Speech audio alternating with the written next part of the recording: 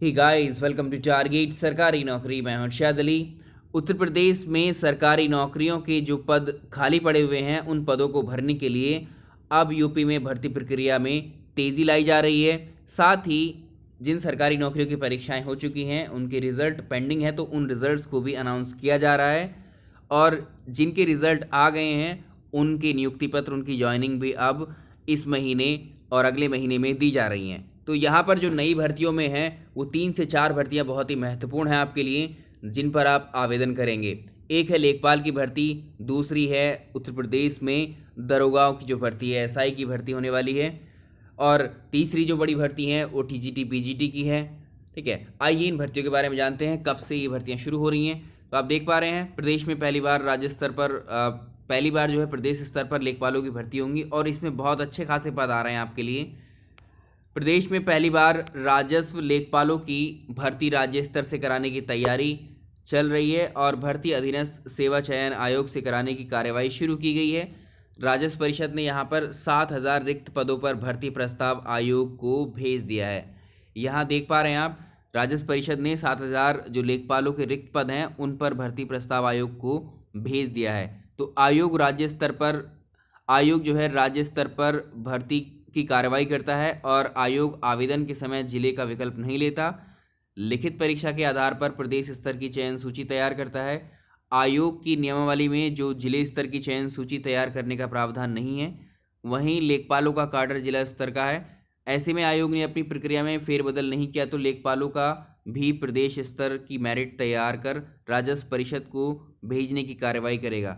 ऐसे में लेखपालों की नियुक्ति जिला स्तर, मंडल स्तर और प्रदेश स्तर पर किस तरह से होगी, ये राजस्व परिषद को तय करना होगा। लेकिन ये यहाँ पर एक चीज़ क्लियर हो गई है कि जो 7,000 पद रिक्त हैं इनके लिए भर्ती प्रस्ताव आयोग को भेज दिया गया है और ये भर्ती, इसका नोटिफिकेशन भी आपको अक्टूबर तक देखने को मिल जाएगा।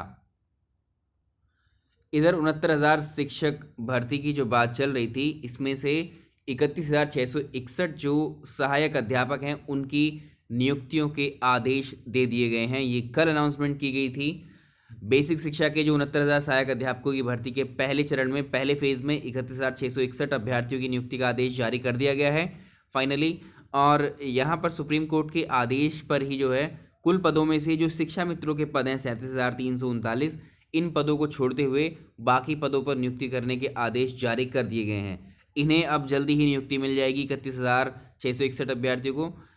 तो 31,661 पदों में से जिलों में जो पहले आवंटित पद हैं और आरक्षण हैं उनको ऐसे ही रखा जाएगा पहले जैसा ही, और ऐसा और यथावत रखते हुए रिक्त पदों के अनुपात में शिक्षक नियुक्त किए जाएंगे। बेसिक शिक्षा विभाग के अधिकारी के अनुसार फर्रुखाबाद में 1,000 रिक्त पदों के लिए भर्ती की गई है। पहले चरण में कुल 31,661 में मतलब 45% को नियुक्ति दी जा रही है। इस औसत के हिसाब से फर्रुखाबाद में 460 अभ्यर्थियों को नियुक्ति पत्र दिया जाएगा। मतलब अब उसी रेशियो में रखा जाएगा।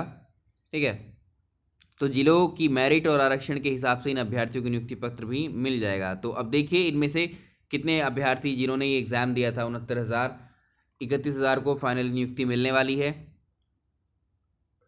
अभी भी यहाँ डर लग रहा है कि इसमें जो है विभाग एक कैविएट दायर करेगा।